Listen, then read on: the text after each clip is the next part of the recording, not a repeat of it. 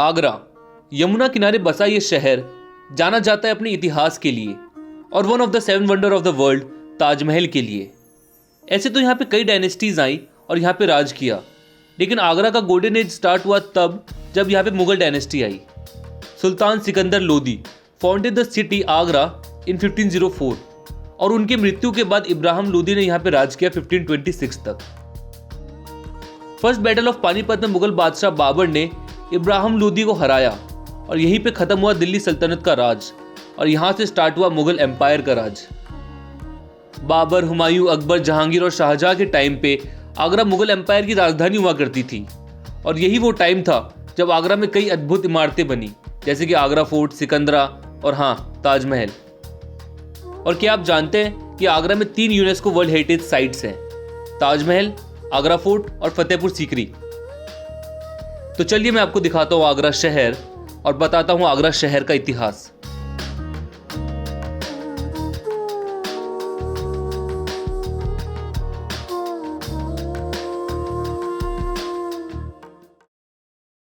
तो अभी बज रहे 8:50। मैं 8:30 बजे तक पहुंच गया था गोस्ट स्टॉप्स। फिर मैंने थोड़ा चेकिंग वगैरह किया। गोस्ट स्टॉप्स आगरा में मैं रुका था और मुझे यहाँ पे डोम 300 रुपये पर बेड के हिसाब से मिल गया था। और अभी मैं सबसे पहले आगरा का ब्रेकफास्ट करूँगा, ट्रेडिशनल ब्रेकफास्ट जो कि है बेदनी पूड़ी।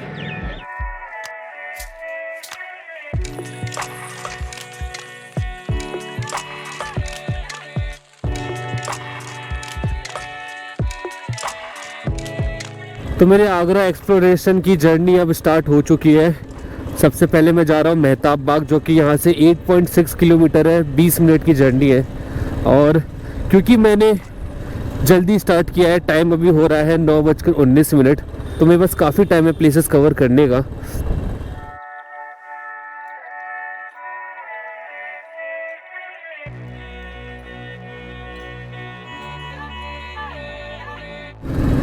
आगरा के रास्ते थोड़े से अलग है क्योंकि ये शहर ही थोड़ा अलग है। पहली बार आप आओगे तो एकदम कंफ्यूजियाए जाओगे। और ये जमुना जी पार करके हम लोग जाएंगे मेहताब बाग।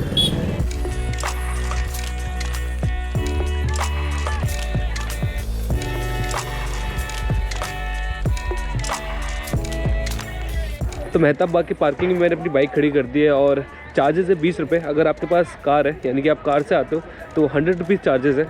ये गवर्नमेंट रेट है, तो कोई हेर फेर वाली बात नहीं है। और यहाँ से लेकर आपको मेहताब बाग तक वॉक करना पड़ेगा।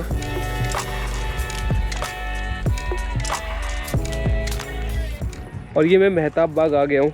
थोड़ी सी दिक्कत आई थी मुझे ये अंदर घुसने में, क्योंकि यहाँ आगरा में हर जगह आपको स्कैनर से टिकट लेना पड़ेगा, यानी कि आपको बारकोड स्कैन करना है और फिर पे करना है और फिर जाके आपको टिकट मिलेगा और फिर वो आपको एंट्री गेट में दिखाना है, फिर जाके आपको एंट्री मिलेगी। मेहताब बाग या फिर कहे मूनलाइट गार्डन एक स्क्वायर शेप में गार्डन है 300 बाय 300 मीटर्स की, जो कि परफेक्टली अलाइंड है ताजमहल के। ये गार्डन बादशाह बाबर ने बनवाया था और शाहजहां ने ये एकदम आइडियल लोकेशन मान के ताजमहल ठीक इसके सामने बनवाया। और यहाँ से आपको ताजमहल का ये खूबसूरत नज़ारा दिखेगा।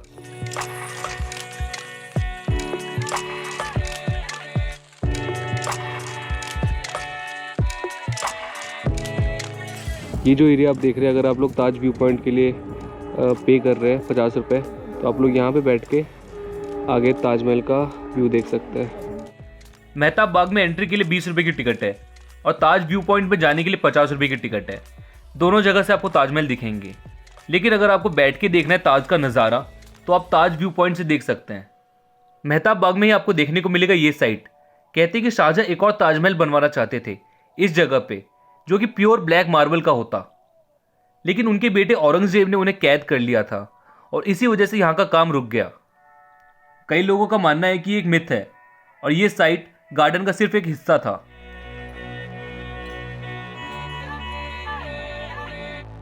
फिर मैं निकला इत्मद उद दौला के लिए, जिसे बेबी ताज भी कहते हैं, लेकिन रास्ते में मुझे ये दिखा। ये है आगरा का धोबी घाट। यमुना नदी के किनारे ये कलरफुल जगह आपको दूर से ही दिख जाएगी और पास जाओगे तो कुछ ऐसी आवाज़ सुनाई देगी।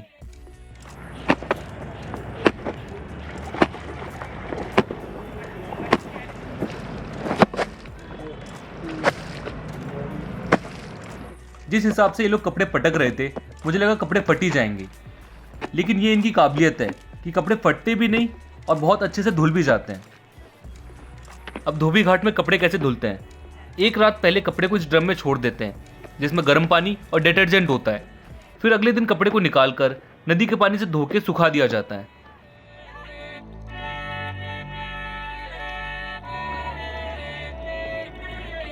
ये धोबी घाट लगभग 50 साल पुराना है और आप लोग भी यहाँ पे आके आगरा की ये कलरफुल जगह देख सकते हैं। और अब मैं आ गया इत्मत उद दौला टॉम्ब, और यहाँ पे भी वही ऑनलाइन टिकट का चक्कर। 25 रुपए की टोटल टिकट, जिसमें 20 रुपये अलग पे करना पड़ा और 5 रुपये अलग। अगर आप आगरा आ रहे हैं ताजमहल देखने के लिए तो यहाँ भी ज़रूर आएँ, क्योंकि कई लोगों का मानना है कि यहाँ जो नक्काशी की गई है वो ताजमहल से ज़्यादा खूबसूरत है। And it is often regarded as a draft of the Taj Mahal, और इसी वजह से इसे बेबी ताज भी कहते हैं। ये बनवाया था नूरजहां ने अपने पिता मिर्जा गियास बेग और माता असमत बेगम के लिए।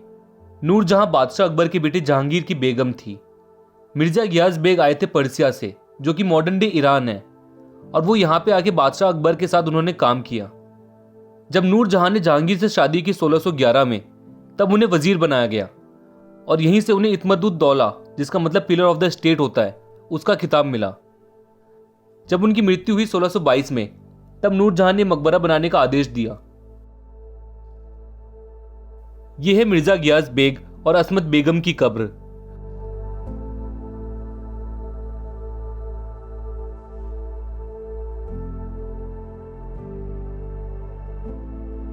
और इसके चारों तरफ और भी कब्र हैं जो कि नूरजहां के परिवार की ही है।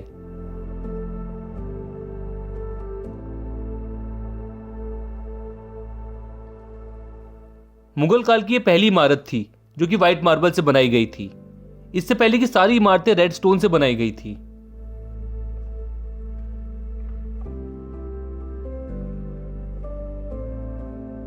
टोम के चारों तरफ आपको ऐसी इमारत देखने को मिलेगी, और उनमें से एक इमारत से आपको देखने को मिलेगा यमुना नदी का यह नजारा।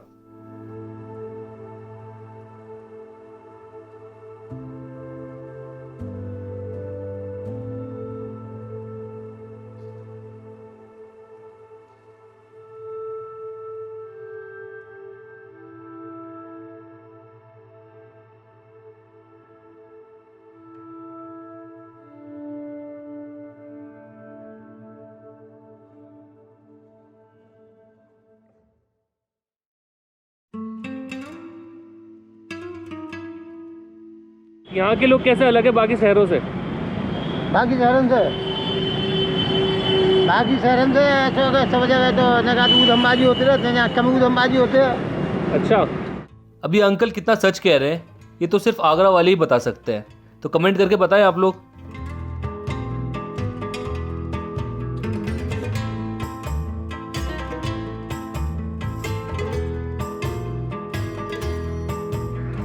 और अब मैं आ गया हूँ चीनी का रोज़ा। चीनी का रोज़ा एक टॉम्ब है अफजल खान शिराजी का, जो कि मुगल बादशाह शाहजहां के वजीर हुआ करते थे। शिराजी ने यह मकबरा अपने लिए खुद 1628 से 1639 के बीच बनवाया था, जिसकी खूबसूरती देखकर शाहजहां भी हैरान रह गए थे। अब लेकिन इसकी ऐसी हालत है। ब्रिटिश काल में तो यहाँ पे किसान अपने पशुओं को रखते थे, लेकिन 1900 में लॉर्ड कर्जौन के कहने पे इस मकबरे का संरक्षण का काम शुरू किया गया। इस पूरे मकबरे को चीनी मिट्टी से बनाया गया है, इसलिए इसे चीनी का रोज़ा कहते हैं। नीले रंग के टाइल्स लगे हुए थे दीवारों पे, जो कि काफी खूबसूरत लगते थे। कभी यह मकबरा अपनी चमक के लिए मशहूर था, लेकिन अब इसकी दीवारों का रंग फीका पड़ गया है।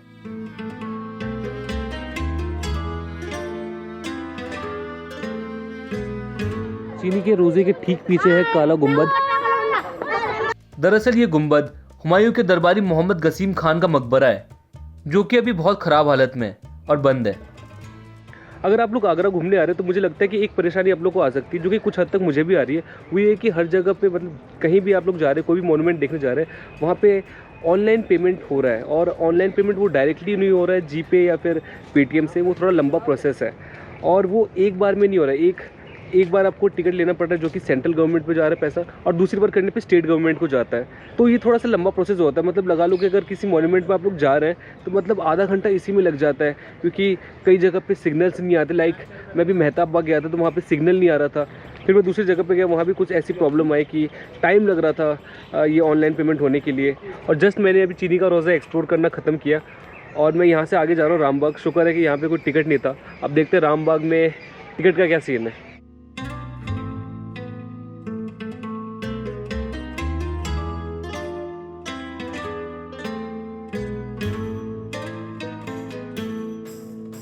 और ये मैं रामबाग आ गया और यहाँ भी स्कैन करके पे करना है। ये है रामबाग का गेट और ये रहा रामबाग। रामबाग, जिसका ओरिजिनल नेम है Aram Bagh, is the oldest Mughal garden in India और इसे बनाया था मुगल एम्परर बाबर ने 1526 में, जिसे बाद में जाके नूरजहां ने रेनोवेट करवाया। आराम बाग, जिसका लिटरल मीनिंग है गार्डन ऑफ रेस्ट। जब मराठास आए आगरा में तब उन्होंने आराम बाग का नाम बदल के रामबाग कर दिया। कहा यह जाता है कि जब बाबर की मृत्यु हुई 1530 में, तब कुछ समय के लिए उनके शरीर को यहाँ रखा गया था और बाद में काबुल ले जाया गया। उनकी इच्छा थी कि उनको काबुल में दफनाया जाए क्योंकि वो खुद काबुल से थे। फिर मुझे दिखी ये ऊंची जगह और ऊपर चढ़ने के बाद मैंने देखा ये खूबसूरत नज़ारा आराम बाग का।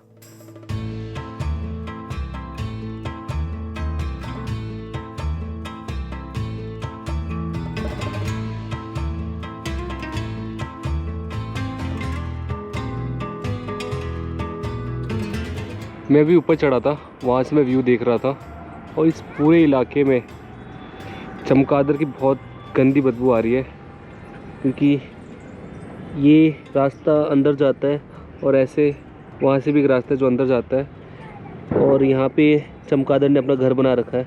बहुत सारे चमगादड़ होंगे अंदर फॉर श्योर। अभी तक मैं जितनी भी जगह गया सब यमुना किनारे थी और ये जगह भी यमुना किनारे ही है और हर जगह से यमुना नदी काफ़ी खूबसूरत दिखती है।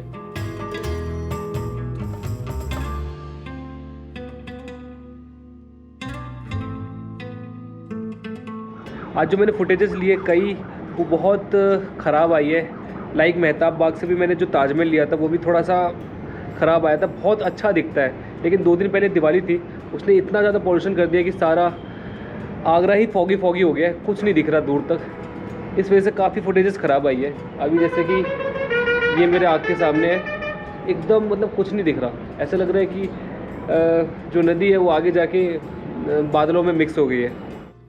तो पॉल्यूशन की वजह से थोड़ी तो दिक्कत हुई, लेकिन काफ़ी मज़ा आ रहा था आगरा घूमने में। अब मैं पहुंचा गुरुद्वारा गुरु का ताल, जो कि आगरा दिल्ली हाईवे पे ही है। गुरुद्वारा गुरु का ताल एक हिस्टोरिकल सिख पिलग्रिमेज प्लेस है जो कि डेडिकेटेड है सिखों के 9वें गुरु गुरु तेग बहादुर जी को।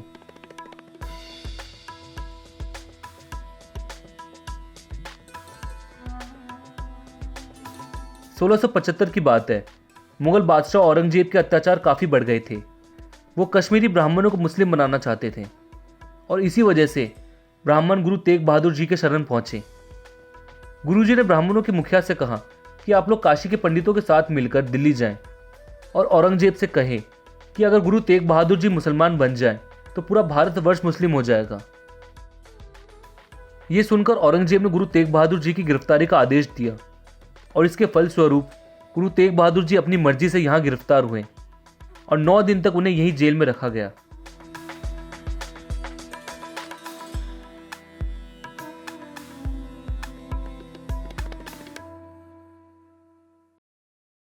अब मैं आ गया हूँ सिकंदरा। यहाँ पे मैंने अपनी बाइक पार्क कर दी है, 20 रुपये पार्किंग चार्जेस।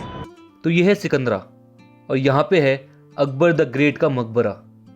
इस जगह का नाम पड़ा सिकंदर लोदी से, जो कि दिल्ली सल्तनत के सुल्तान थे और उन्होंने ये जगह बसाया।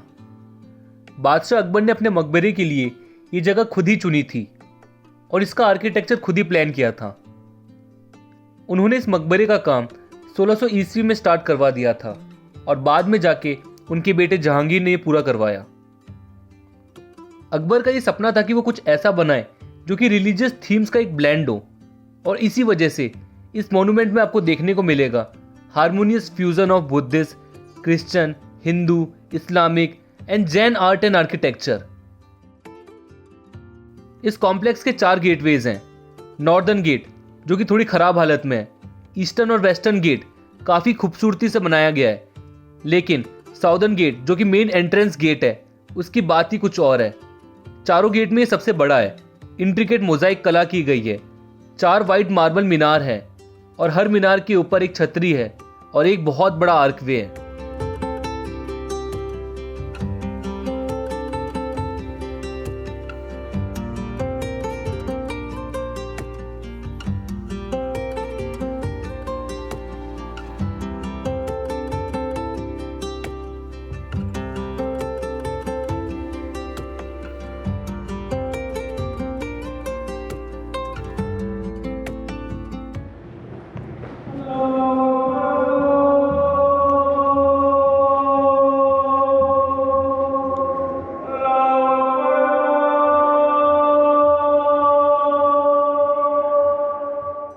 जब औरंगजेब का शासन चल रहा था तब उन्होंने बहुत अत्याचार किया हिंदुओं पे।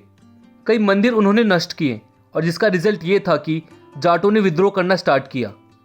राजा सिंह की अगुवाई में 1688 में भरतपुर के जाटों ने यहाँ हमला किया और मकबरे में लगे कई सोने चांदी हीरे लेके चले गए और मकबरे को हानि भी पहुंचाया। पर बाद में जाके लॉर्ड कर्जदौन ने यहाँ पे रेनोवेशन का काम स्टार्ट करवाया और अब ये बेहतर हालत में है। और ये अकबर टॉम के आजू बाजू गार्डन है और कैमरे में शायद दिख रहा होगा, मैं जूम करके दिखाता हूँ, उस तरफ हिरन है।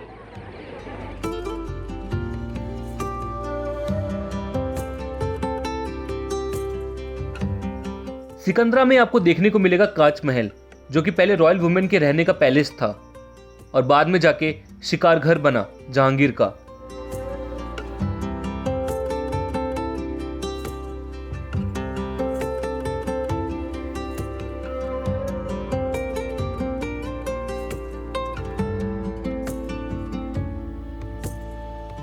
कांच महल से थोड़ी ही दूर जाएंगे तो आपको दिखेगा लोधी टॉम जो कि अब बहुत ही ज़्यादा खराब हालत में है। कोई हिस्टोरिकल रिकॉर्ड नहीं है कि किनका मकबरा था, लेकिन स्ट्रक्चर देख के समझ आता है कि इब्राहिम लोधी के समय का है। मैं सिकंदरा से निकल रहा हूँ आगरा फोर्ट के लिए। आगरा फोर्ट है यहाँ से 26 मिनट, लगभग 9.5 किलोमीटर।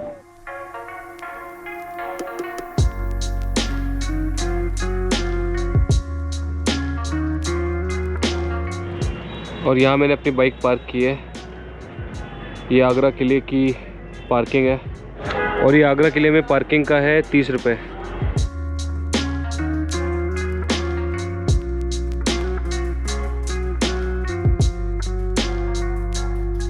ये है किनारी बाजार और यहीं पे है आगरा का जामा मस्जिद जिसे बनवाया था जहानारा बेगम ने, जो कि पातशाह बेगम यानी कि फर्स्ट लेडी थी मुगल एम्पायर की, अपने पिता मुगल एम्पायर शाहजहां के टाइम की।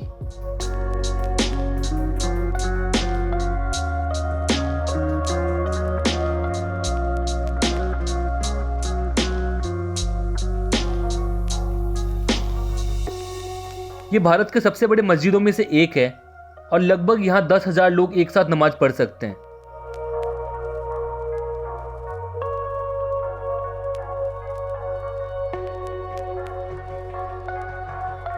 तो अभी मैं जहाँ खड़ा वो जामा मस्जिद है और मेरे ठीक सामने आगरा फोर्ट का रेलवे स्टेशन है और उसके ठीक पीछे आगरा फोर्ट है। जामा मस्जिद, आगरा फोर्ट का रेलवे स्टेशन और वहाँ पे है आगरा फोर्ट।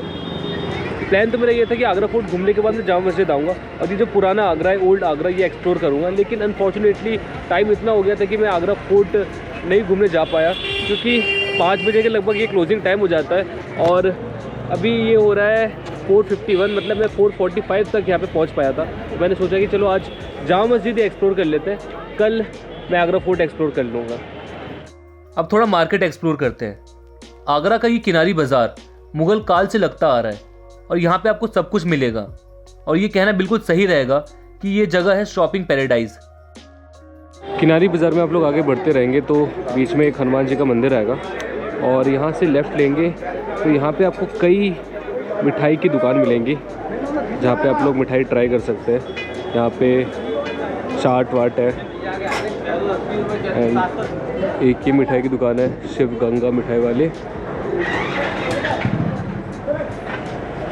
एक ये है।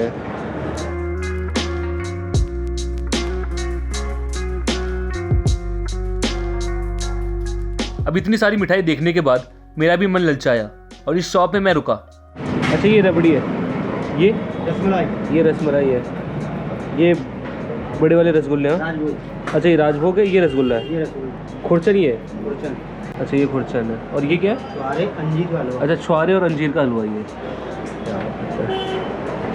और रबड़ी खाने का बड़ा मन था मुझे, मैंने थोड़ा सा रबड़ी लिया है। 20 रुपये का कर दिया है। 20 रुपये का। कितने ग्राम है? 56 ग्राम। 56 ग्राम है, 20 रुपये का। 170। तो भैया बता रहे हैं ये दुकान 170 साल पुरानी है, काफ़ी पुरानी है, मतलब इस एरिया में सबसे ज़्यादा पुरानी है, सबसे पहली दुकान ये थी। अच्छा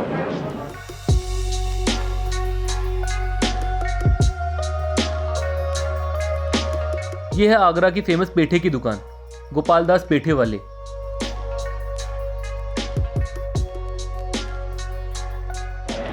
आगरा आए हो और पेठा ना लो, ऐसा कैसे हो सकता है? मैंने भी अपने घर के लिए सफ़ेद पेठा और खस अंगूर पेठा पैक करवाया है। अब मैं यहाँ से निकल रहा हूँ और जा रहा हूँ सदर बाज़ार, थोड़ा वो जगह भी एक्सप्लोर करेंगे, वो मार्केट एक्सप्लोर करेंगे। और ये मैं पहुँच गया हूँ सदर बाज़ार। मैंने अपनी बाइक यहाँ पार्क कर दी है, पार्किंग चार्जेस है 10 रुपये। और यहाँ पे तो रौनक ही कुछ और थी, मेला चालू था यहाँ पे।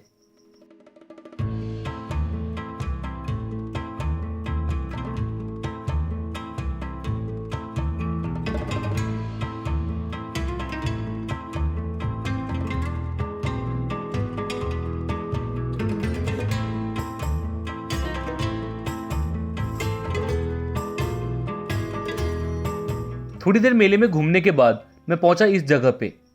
अगर आप आगरा में हो और किसी से भी पूछो एक जगह खाने की, तो 90% लोग कहेंगे मामा चिकन। यहाँ का सीन ही कुछ अलग था, मतलब ऐसी व्यवस्था मैंने कहीं नहीं देखी।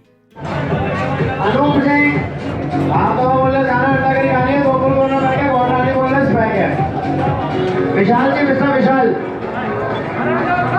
विशाल जी,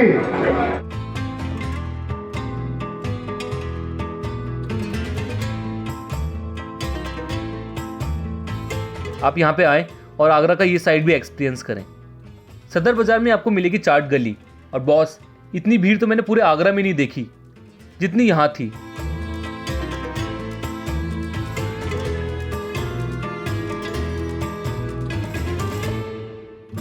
आपको यहाँ पे हर तरह का खाना मिलेगा और इसी जगह पे मैंने अपना डे एंड किया। तो इट्स 6:40 इन द मॉर्निंग, थोड़ी ठंड है, विजिबिलिटी उतनी अच्छी नहीं है, शायद देख सके ताजमहल अच्छे से, पता नहीं, अब वहाँ पे जाके पता चलेगा। अब मैं निकला वो देखने जिसके वजह से मैं पहले आगरा आया था, लेकिन वेदर कंडीशन की वजह से मैं ठीक से देख नहीं पाया। ताजमहल देखने के लिए 2 टिकट है। अगर आप 45 रुपीज़ वाली टिकट लेते हो तो आप बाहर से ताजमहल देख सकते हो, और अगर आप 245 वाली लेते हो तो अंदर मकबरा भी देख सकते हो। And I would highly recommend कि आप 245 वाली ही टिकट लें। वो क्यों, मैं आगे दिखाता हूं।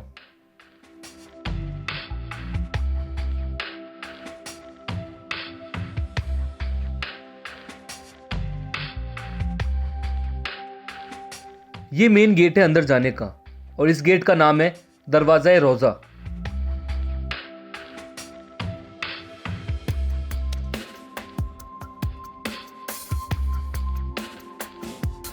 और ये रहा ताजमहल, एक बादशाह का अपने बेगम के प्रति मोहब्बत की एक निशानी। इसे देख के तो अमेरिका के फॉर्मर प्रेसिडेंट बिल क्लिंटन ने भी कहा था, there are 2 types of people in this world, those lucky ones who have seen Taj Mahal and those who still haven't.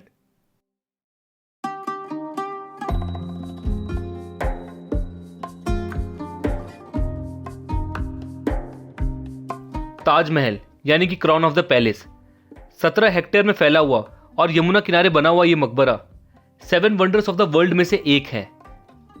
इसे बनाया था मुगल बादशाह शाहजहां ने अपनी बेगम मुमताज महल के लिए। ताजमहल को यूनेस्को वर्ल्ड हेरिटेज साइट का दर्जा 1983 में मिला for being the jewel of Muslim art in India and one of the universally admired masterpieces of the world's heritage.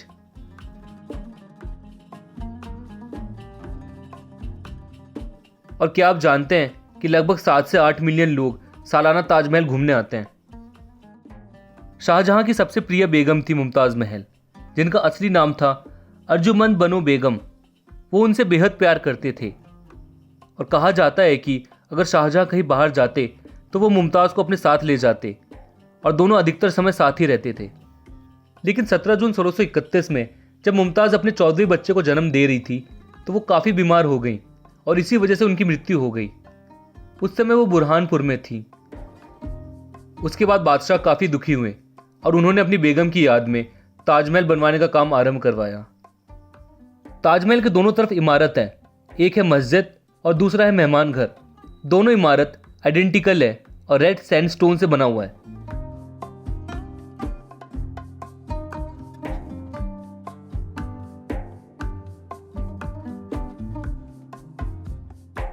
अभी मैं खड़ा हूँ मस्जिद में और मेरे सामने क्या व्यू दिख रहा है ताजमहल का। ताजमहल एक परफेक्ट सिमेट्रिकल प्लान बिल्डिंग है। इस जगह के 5 प्रिंसिपल एलिमेंट्स हैं: मेन गेटवे, गार्डन, मॉस्क, मेहमान घर और मकबरा। ताजमहल बनाने के लिए पूरे भारत और एशिया से मटेरियल्स मंगवाया गया, जैसे कि वाइट मार्बल मंगाया गया मकराना राजस्थान से, जस्पर पंजाब से, जेड एंड क्रिस्टल चाइना से, टर्क्वाइज तिब्बत से एंड सो ऑन। ताजमहल बनवाने का काम 1632 में स्टार्ट किया गया और 1648 में जाके मकबरा, मस्जिद, मेहमान घर और गेटवे बना। और उसके आसपास का एरिया या यूं कहूं पूरा ताजमहल 1653 में जाके पूरा बना। लगभग 28 तरह के प्रीसियस और सेमी प्रीसियस स्टोन इनलेट करवाए गए वाइट मार्बल पे और इसे बनाने में लगभग 20,000 कारीगर लगे हुए थे और सबके सब उस्ताद अहमद लाहौरी, जो कि चीफ आर्किटेक्ट थे, उनके अंदर काम करते थे। कहते हैं कि 1000 हाथी भी थे जो कि बिल्डिंग मटेरियल्स के ट्रांसपोर्टेशन का काम करते थे। तो इतने बड़े स्केल में काम भी हुआ है और ये इमारत बन के भी आई है। तो सबके दिमाग में एक ही सवाल आया होगा कि कितना पैसा लगा है। तो माना यह जाता है कि ताजमहल को बनाने में लगभग 32 मिलियन रुपए लगे, जो कि आज के टाइम पे 70 बिलियन है, यानी कि 7,000 करोड़। अगर आपने 245 वाली टिकट ली है तो आपको शू कवर की जरूरत पड़ेगी, इसके बिना आपको ऊपर जाने नहीं देंगे। और अगर आपके पास 245 वाली टिकट है तभी आप ऊपर जा सकते हैं। यह पूरा का पूरा मकबरा सफेद संगमरमर से बना हुआ है। दूर से यह मकबरा स्क्वायर शेप में लगता है, लेकिन पास जाके देखेंगे तो यह ऑक्टागोनल है। जो बीच का डोम है वो 240 फीट ऊंचा है और ये जो आप 4 मीनार देख रहे हैं ये 40 मीटर ऊंची है और थोड़ी सी बाहर की तरफ झुकी हुई है। वो इसलिए क्योंकि अगर भूकंप आए तो मकबरे पे ना गिरे। मकबरे के अंदर फोटोग्राफी अलाउ नहीं है, लेकिन आप अंदर ज़रूर जाएं और देखें कि इतनी बड़ी इमारत जो एक बादशाह ने बनाई अपने प्यार के लिए, उसके अंदर ये कब्र दिखती कैसी है।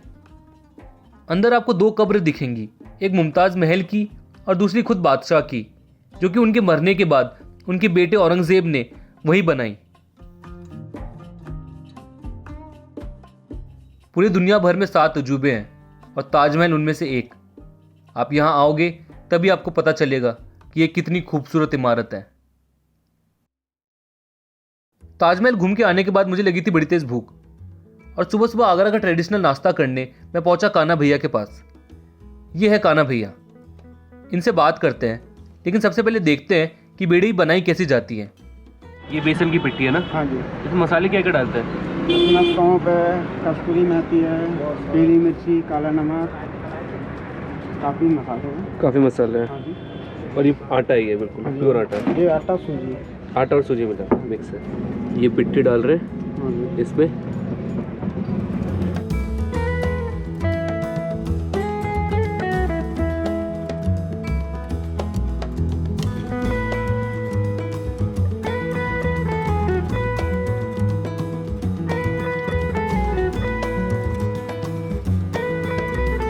आपके यहाँ की सबसे फेमस डिश कौन सी है, मतलब कौन सबसे ज़्यादा खाता है? लोग बिड़ी काफ़ी पसंद करते हैं। बिड़ई, तो इसे बिड़ई कहते हैं। जी। और इसको आप देते हैं सब्जी के साथ। जी। इस सब्जी को भी कुछ बोलते हैं? हाँ, बड़े भाजी बोलते अच्छा, बेड़ई भाजी बोलते हैं, जिसमें आपने मखाने डाल रखे हैं। अच्छा, दो तरह की से आप बनाते हैं, एक बनाते हैं बेड़ई को एकदम क्रश कर देते हैं, ऊपर से सब्जी डाल देते हैं, और एक मतलब आप अलग से सब्जी देते हैं और बेड़ई देते हैं। ऐसा थोड़ा भीड़ के टाइम पे क्या है कि सीटिंग भी कम रहती है, और अलग अलग देने से क्या ज़्यादा लोगों को, कम लोग सीटिंग पे बैठ पाएंगे, हाँ हाँ। और क्रश करके देने से हाथ भी नहीं गंदे होंगे और एक साथ काफ़ी लोग खा सकते हैं। कैसे प्लेट कैसे? 20 रुपीज़। 20 रुपीज़। इसमें एक बेड़ई होती है और सब्जी नहीं, 2 होती पीस होते हैं, है, 2 पीस बेड़ई की होती है और दही। सब्जी दे, और सब्जी एक्स्ट्रा ले सकते हैं। हाँ, बोले। अच्छा, एक मेले भी लगा दीजिए आप क्रश वाली। ये आपने बेड़ई क्रश की है, और ये है सब्जी।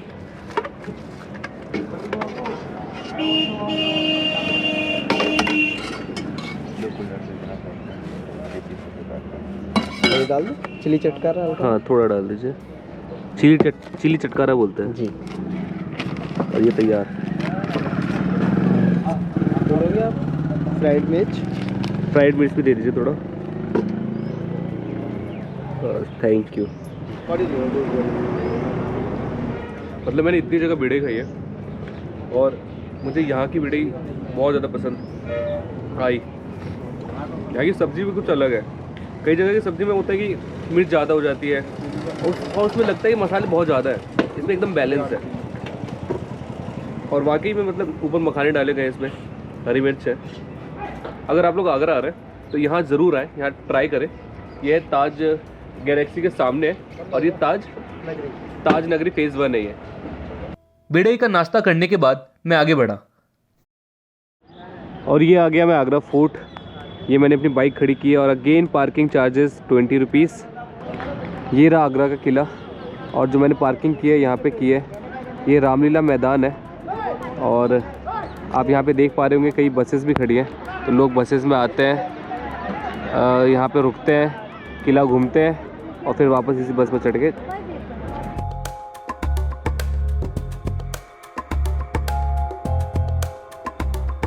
ये है शिवाजी महाराज का स्टैच्यू, और इसके ठीक सामने है आगरा फोर्ट।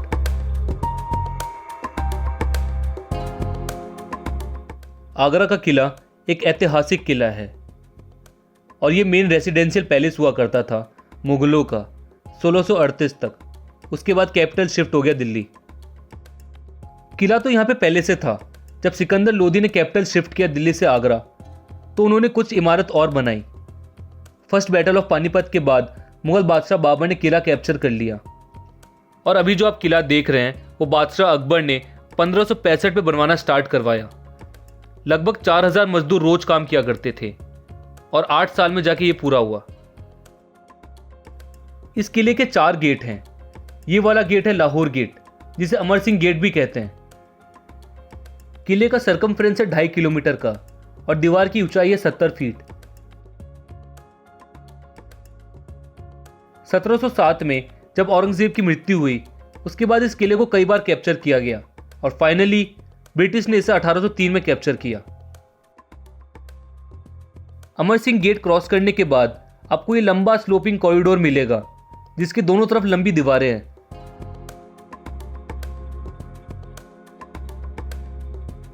ये कॉरिडोर खत्म होते ही राइट साइड में आपको दिखेगा जहांगीर महल, जो कि अकबर ने बनवाया था अपने बेटे जहांगीर के लिए। यह आगरा फोर्ट की सबसे बड़ी इमारत है। हालांकि यहाँ पे अकबर की राजपूत पत्नियां रहती थीं, और बाद में यहाँ पे नूरजहां जहांगीर की बेगम रही।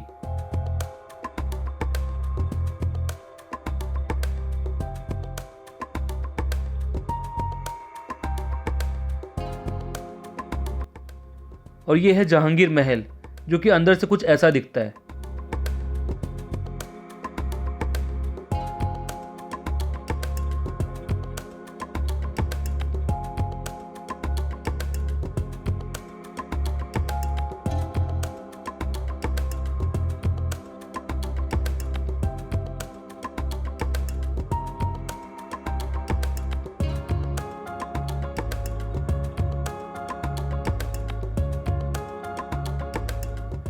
यह है रोशन आरा का पैलेस। रोशन आरा शाहजहां की छोटी बेटी थी, और जहानारा के बाद इन्हें ही पातशाह बेगम बनाया गया। और यहां से फोर्ट का कुछ ऐसा व्यू दिखता है।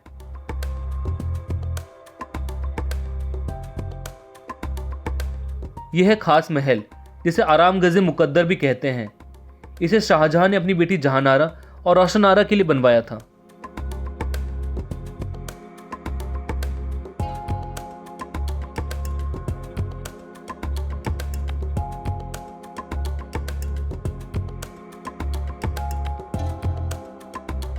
यह है मीना मस्जिद, जो कि शाहजहां ने अपने पर्सनल यूज़ के लिए बनवाया था। वो यहाँ आके नमाज पढ़ा करते थे।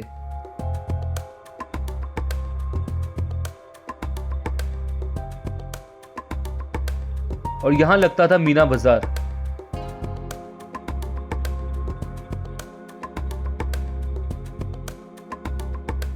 यह है दीवाने खास यानी कि हॉल ऑफ प्राइवेट ऑडियंस। बादशाह इस जगह को कल्चरल इवेंट और मीटिंग्स के लिए यूज किया करते थे।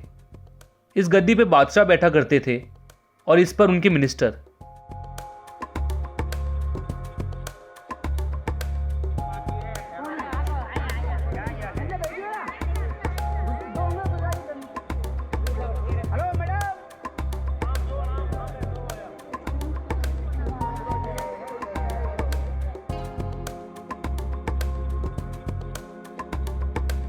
भाई गॉड, ये आगरा का किला घूमते घूमते ना पैर दर्द हो गए। पहले मैं ताजमहल घूम रहा था सुबह, जिसमें मैंने 8000 कदम चले, और अब ये मैं आगरा किला घूम रहा हूँ। अभी तक लगभग 5000 कदम तो चली गया होऊंगा। अगर ये ताजमहल और आगरा आप लोगों ने एक दिन में देख लिया, उसके बाद आपके पैर की जो बैंड बज जानी है, क्या बताऊँ।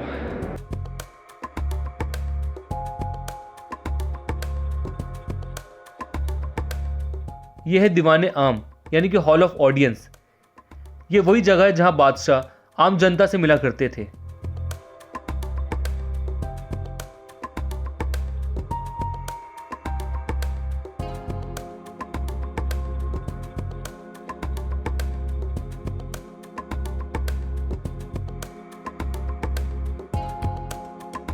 और लगभग 2 घंटे आगरा फोर्ट में घूमने के बाद मैं बाहर आया। ये जगह सही में इतिहास से भरी हुई है। आप यहाँ आएंगे और हर एक कदम पे आपको कुछ अलग दिखेगा। ये था आगरा का लाल किला और यहीं पे मेरा आगरा एक्सप्लोरेशन खत्म होता है। काफ़ी कुछ मैंने सीखा और जाना और इस वीडियो के माध्यम से आप लोग को बताया। वीडियो अगर अच्छी लगी हो तो लाइक ज़रूर करें। मैं मिलता हूँ किसी और शहर के एक्सप्लोरेशन के साथ। Bye bye.